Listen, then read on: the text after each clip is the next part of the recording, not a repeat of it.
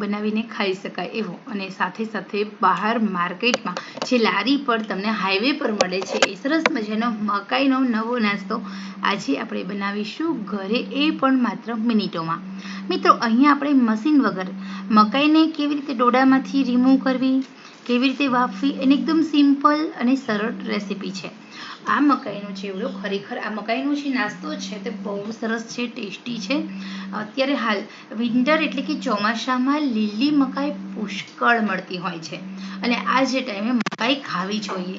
Seasonable જે શાકભાજી હોય છે એ હંમેશા ખાવા જોઈએ. એની અંદર ઘણા બધા મિનરલ્સ, પોષક તત્વ હોય છે, સાથે સાથે ઘણું બધું ફાઈબર હોય છે.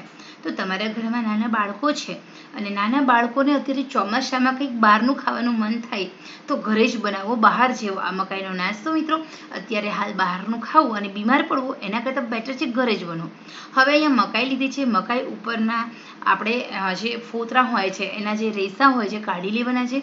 પરંતુ ક્યારેક એવું બનતું હોય છે કે મકાઈના નાના નાના રેસા નીકળતા નથી, ત્યારે તમે ગેસ ચાલુ કરો અને 2 મિનિટ મકાઈના ડોડાને માત્ર ને માત્ર ગેસ પર એક વખત ફેરવી લો. બધા જ મકાઈના રેસા જે ઝીણા ઝીણા હશે, જે રહી ગયા હશે એ પડી જશે અને તમારી મકાઈ એકદમ નીટ એન્ડ ક્લીન બની જશે. તો અહીંયા મેં એ જ પ્રોસેસ કરેલી છે.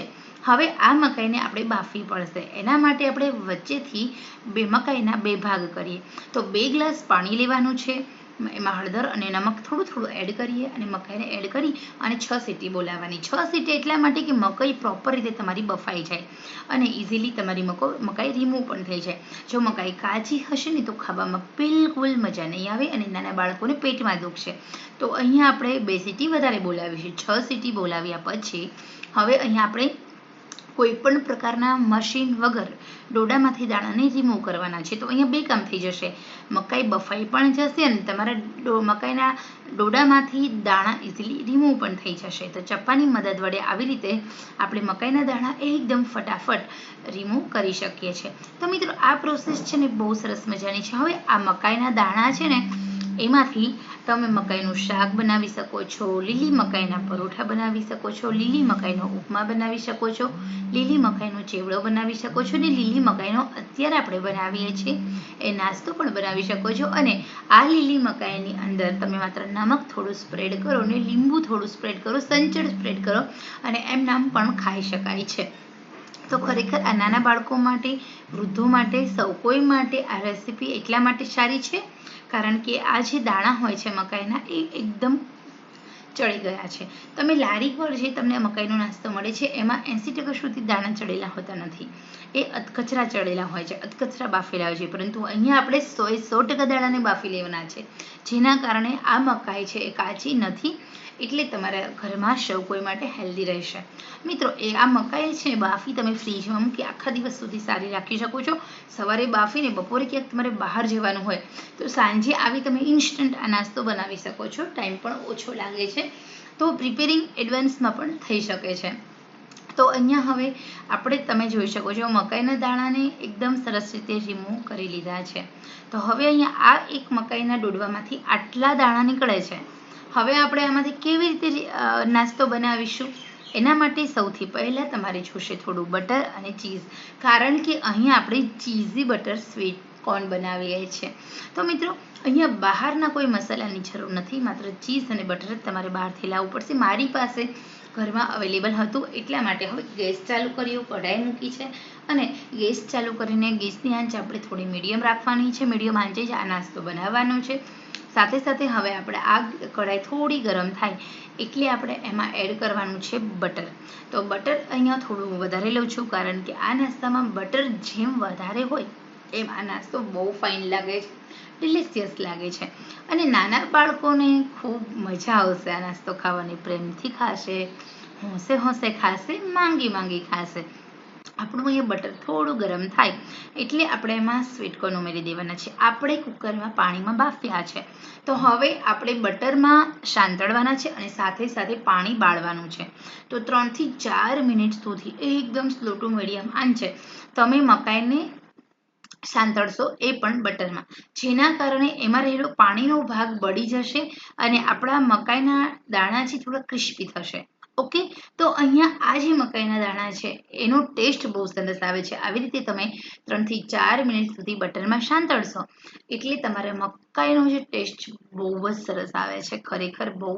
હવે અહીંયા તમારા દાણા છે એનો સહેજ કલર ડાર્ક થઈ જશે, પહેલાં થોડો લાઇટ હતો. તો 4 મિનિટ સુધી તમારે મીડિયમ આંચે સાંતળવાનું છે. તળિયે બિલકુલ ચોંટે નહીં, તળિયે બિલકુલ બળે નહીં, એનું ખાસ ધ્યાન રાખવાનું છે.